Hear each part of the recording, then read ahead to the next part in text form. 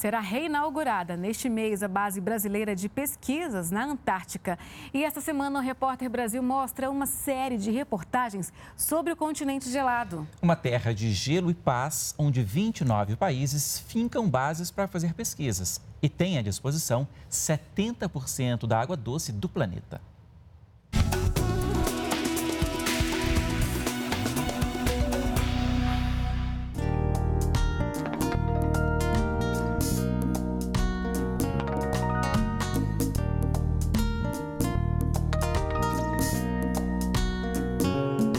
Um continente coberto por gelo, sem população nativa e que não pertence a nenhum país.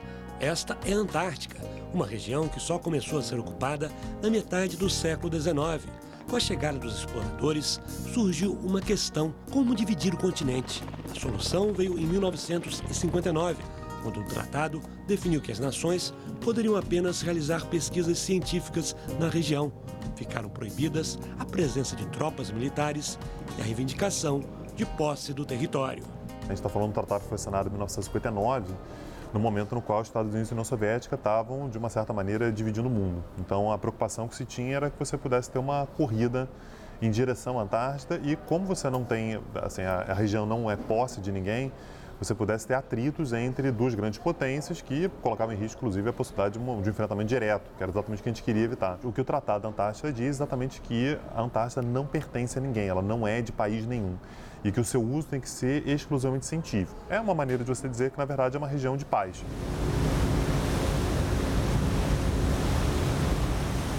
Desde 1975, o Brasil faz parte do Tratado Antártico. Em 1984, inaugurou uma estação científica na região. Atualmente, apenas 29 países possuem bases no continente gelado. Essas nações formam uma espécie de condomínio para definir o futuro da Antártica. O continente gelado tem uma área de 14 milhões e meio de quilômetros quadrados, o equivalente a um Brasil e meio. É o mais afastado de todos e o menos conhecido. Mas algumas informações que já foram coletadas revelam que a Antártica tem a maior quantidade de água doce do planeta, com 70% das reservas mundiais. Com icebergs imensos, a Antártica também reúne 90% do gelo da Terra.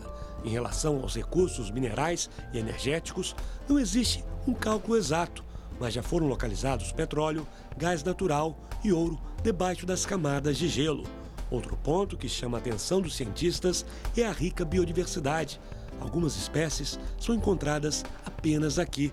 A Antártica tem também uma importância fundamental para a regulação do clima no planeta. Estudar o manto de gelo da Antártica é estudar um pouco sobre a história e a evolução da América do Sul. Todos os processos que ocorrem na América do Sul, tais como a desertificação, como as erupções vulcânicas, como o El Niño, como as variações da biota e atividade humana, cada um desses processos deixa um pouco do seu rastro no gelo da Antártica. Então, quando a gente estuda o gelo da Antártica, nós estamos reconstruindo essa história do passado para melhor compreendê-la.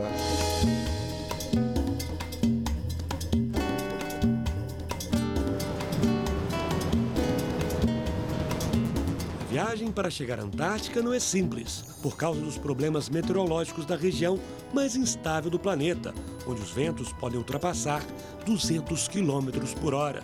Existem duas opções para os cientistas brasileiros: fazer a travessia pelo mar em um navio da Marinha, que parte de Punta Arenas, no Chile, ou voar até o continente gelado no Hércules, da Força Aérea, o único avião do Brasil que consegue pousar na Antártica. Depois de uma longa viagem, finalmente chegou a hora de pisar na Antártica. É preciso caminhar com cuidado, afinal, a pista onde o Hércules pousou está coberta de gelo e é bastante escorregadia. Rapidamente, mergulhamos num imenso mundo branco. São geleiras que impressionam quem chega pela primeira vez na Antártica. O pouso no meio do gelo exige um planejamento redobrado. No início de dezembro, um avião da Força Aérea Chilena, com 38 pessoas a bordo, caiu enquanto fazia a travessia de Punta Arenas para a Antártica. As condições encontradas aqui elas são bastante diferentes das que nós encontramos no Brasil. A intensidade dos ventos, a visibilidade por vezes é mais restrita, o teto. Muitas vezes nós realizamos todo um planejamento e são vários fatores envolvidos para que nós consigamos realizar o pouso, a missão aqui de forma bastante segura.